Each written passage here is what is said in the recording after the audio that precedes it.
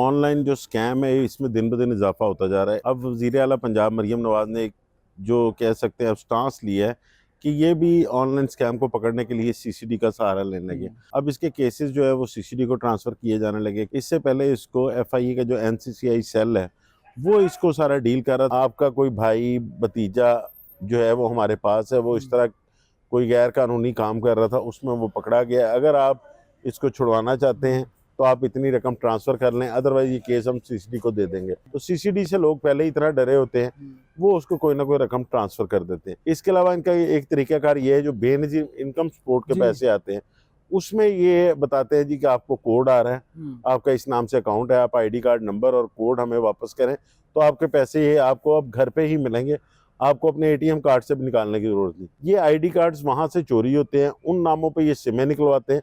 सिमें निकलवाने के बाद ये सिम बंद कर देते हैं, लेकिन उस पर व्हाट्सएप का अकाउंट बना लेते हैं और फिर उस व्हाट्सएप के अकाउंट पे जो है ये ब्लैकमेल करते हैं। जिस तरह स्कैमर्स हैं मेन वाले, वो जब पकड़े जाएंगे तो मेरे ख्याल से उनके भी साथी उनको छुड़ाने ही आएंगे। अस्सलाम वालेकुम, डिजिटल बॉक्स के साथ मैं हूं मोहम्मद उस्मान। नाजरीन, जैसे जैसे बड़े शहरों में जिद्दत आ रही है वैसे वैसे ऑनलाइन फ्रॉड भी बढ़ता जा रहा है। अब ये फ्रॉड कैसे किया जाता है और इस पर काबू पाने के लिए क्या इकदाम किए जा रहे हैं, इस सब पर बात करने के लिए मेरे साथ मौजूद हैं senior crime analyst Noman Shaikh साहब। इनसे जानते हैं। शेख साहब अस्सलाम वालेकुम। वालेकुम अस्सलाम। शेख साहब खैरियत से आप? जी अल्हम्दुलिल्लाह। शेख साहब, ऑनलाइन फ्रॉड जो है अब वो बहुत ज़्यादा ही बढ़ता जा रहा है, तो इसको कैसे कंट्रोल किया जाएगा और ये किस तरह से किया जाता है? जी बिल्कुल, ऑनलाइन जो स्कैम है इसमें दिन ब दिन इजाफा होता जा रहा है। इस पर अब वज़ीर आला पंजाब मरियम नवाज ने जो कह सकते हैं स्टांस लिया है कि ये भी ऑनलाइन स्कैम को पकड़ने के लिए सीसीडी का सहारा लेने लगे।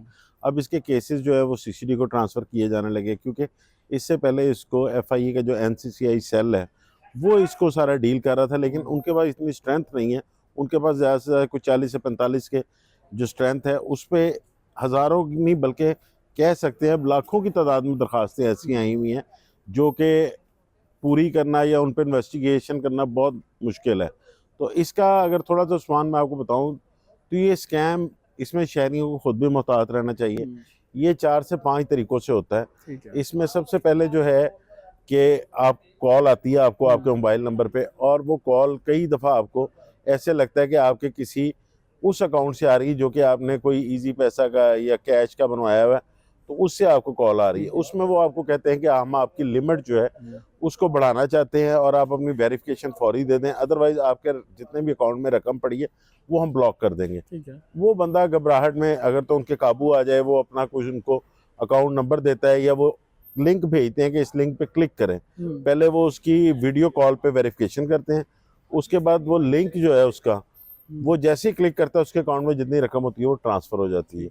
एक तो ये इनका तरीक़ाकार है। दूसरा, एक कॉल आती है जिसमें ये कहते हैं कि आपका कोई भाई भतीजा जो है वो हमारे पास है, वो इस तरह कोई गैर कानूनी काम कर रहा था, उसमें वो पकड़ा गया। अगर आप इसको छुड़वाना चाहते हैं तो आप इतनी रकम ट्रांसफ़र कर लें, अदरवाइज ये केस हम सीसीडी को दे देंगे।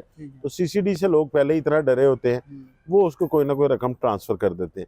एक इनका तरीकाकार ये है कि ये किसी का नाम लेते हैं, कोई जो इनके पास एक्सेस तक आ जाती है, कोई आपका रिलेटिव बाहर के मुल्क गया हुआ है, ये वहाँ से कॉल करेंगे उस नंबर से, बाहर के नंबर से, जो कि सारे कंप्यूटराइज में सॉफ्टवेयर के थ्रू ये कॉलें करते हैं।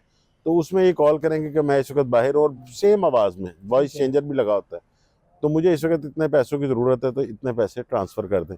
तो एक इस तरह स्कैम हो जाता है, वो ट्रांसफ़र कर देते हैं। फिर इनका एक और तरीकाकार ये है, ये कॉल करेंगे जी हम इस तरह जो है वो जनरल पोस्ट ऑफिस से बोल रहे हैं, आपके कुछ डॉक्यूमेंट्स जो हैं वो हमारे पास आए हुए हैं और उन डॉक्यूमेंट्स के लिए आपको एक पासवर्ड भेजा जा रहा है, आप उस पासवर्ड पे जो है वो क्लिक करें, हमें वो पासवर्ड बताएं तो आपका जो हम ये पार्सल है आपको भेज देंगे, इसमें आपने पेमेंट कोई नहीं करनी।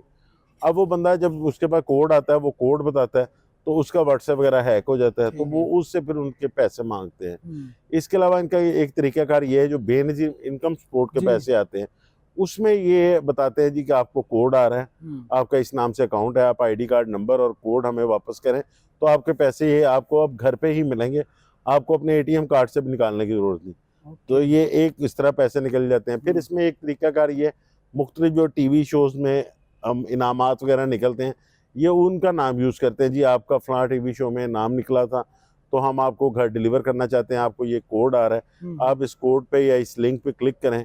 वो जैसे क्लिक करते हैं तो वो फिर आपको मैसेज आएगा कि आप इतने पैसे भेज दें। जी। आपकी ये मोटरसाइकिल है, इसकी कीमत कोई 2.5 लाख रुपए है, लेकिन इसके लिए आपका जो इसका इजाफी टैक्स है वो तकरीबन कोई 30 से 35 हज़ार रुपये बनता है, वो आपको पे करना पड़ेगा। ठीक है। तो वो करते करते इस तरह जो है वो 70-80 हज़ार रुपये का वो भी फ्रॉड कर लेते हैं और फौरी तौर पर अकाउंट जो है इनके बंद हो जाते हैं।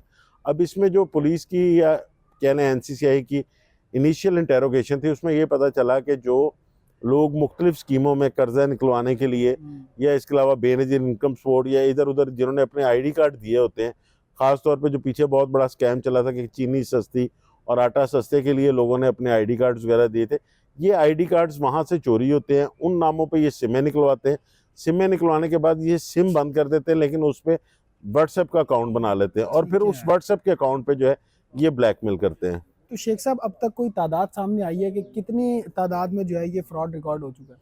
देखिए, इसकी कोई तादाद नहीं है, ये हज़ारों नहीं लाखों की तादाद में ये फ्रॉड है। ये तक डेली बेसिस पे हमारे पास तकरीबन 7 से 8 कंप्लेंट्स आ रही होती हैं जी कि हमारे साथ इस तरह फ्रॉड हो गया, हमारे अकाउंट से कुछ 7 लाख रुपया 2 लाख रुपया। ये ऐसा उस्मान फ्रॉड है कि इसकी लिमिट कोई नहीं है। ठीक है। ये 5,000 से बल्कि 1,000 रुपये से भी शुरू होता है और ये लाखों रुपए में चला जाता है। उस नौसरबाज पर डिपेंड करता है कि उसने किस तरह जो है वो अपना फ्रॉड शुरू किया है, किस तरह झांसे में लेके आया उस शख्स को और विक्टिम को, उससे फिर वो उतने पैसे निकलवा लेता है। तो शेख साहब, यहाँ पर भी एक बड़ा सवालिया निशान है कि इतनी जदीद टेक्नोलॉजी, इतने तरीक़ेकार, इतने असर व रसूख के साथ ये फ्रॉड किस तरह कर सकते हैं? क्या साइबर क्राइम का कोई इसमें नज़र शुबा नहीं है कि नज़र? देखिए, मैंने आपको बताया कि इसमें NCCI जो है वो इसको डील कर रही है। उनके पास, अब आप सिर्फ लाहौर की बात करें जो कि वो देख रहे हैं, तो लाहौर में हज़ारों की तादाद में फ्रॉड हो चुके हैं। ठीक है। उनके पास सिर्फ 40 बंदों की स्ट्रेंथ है।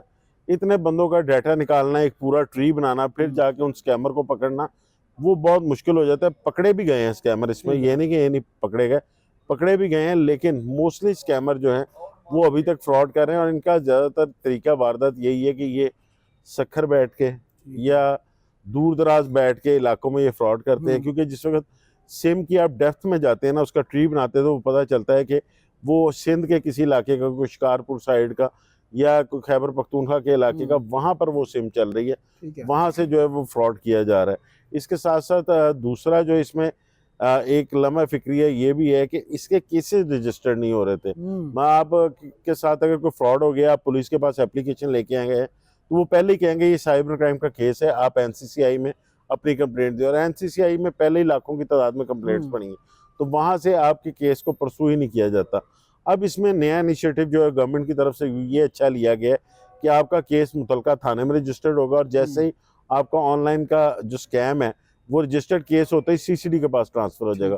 और CCD के पास क्योंकि स्ट्रेंथ भी ज़्यादा है, उनको अब नया इक्विपमेंट भी दिया जा रहा है, लोकेटर वगैरह उनके पास आ चुके हैं, तो उम्मीद है कि इस स्कैम में अब कमी आएगी।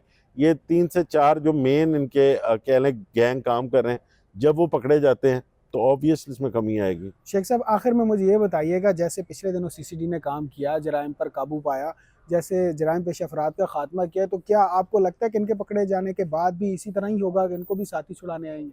जी बिल्कुल, जो एक CCD का आप कह सकते हैं ना कि अभी तक एक उन्होंने जो धाक बिठाई हुई है अपनी, उसमें जिस तरह स्कैमर्स हैं मेन वाले जी, वो जब पकड़े जाएंगे तो मेरे ख्याल से उनके भी साथी उनको छुड़ाने ही आएंगे। ठीक है। लेकिन इसमें थोड़ा सा ये देखना होगा इनको कि जो लोगों के असासाजात गए हुए हैं, रिकवरीज गई हुई हैं, उनके लिए CCD क्या करती है, क्योंकि CCD की अभी तक जो पॉलिसी रही है, पीछे जितने भी इन्होंने हार्डेंड क्रिमिनल्स पकड़े हैं, जिस तरह वो एनकाउंटर्स में मारे गए, किसी की रिकवरी जो है वो सामने नहीं आई, लोगों को कोई रिलीफ रिकवरी में नहीं मिला। ठीक है। तो ये अगर ऑनलाइन स्कैम के बंदे पकड़ते हैं तो इसमें तो ऑब्वियसली इनकी रिकवरी भी मिलनी चाहिए, लोगों को जो है वो रिलीफ भी मिलना चाहिए। उसके बाद उनका जो भी अंजाम होगा, उनके साथी छुड़ाने आते हैं या उनको वो अदालत में करते हैं पेश, ये उन पर डिपेंड करता है। ठीक है शेख साहब, बेहद शुक्रिया आपके वक्त का। जी नाजरीन, तो आपने शेख साहब को सुना किस तरह से ये लोग जो हैं वो फ्रॉड करते हैं, किस तरह से ऑनलाइन स्कैम किए जाते हैं, कहाँ कहाँ और किन किन तरीक़ों से किए जाते हैं। आपने इससे किस तरह बचना है ये भी शेख साहब ने आपको बताया। अब इस बारे में आपकी क्या राय है, हमें कमेंट सेक्शन में ज़रूर आगाह करें। अपना बेहद ख्याल रखें, अपने मेज़बान को इजाज़त दीजिए। अल्लाह आपका हामी व नासिर।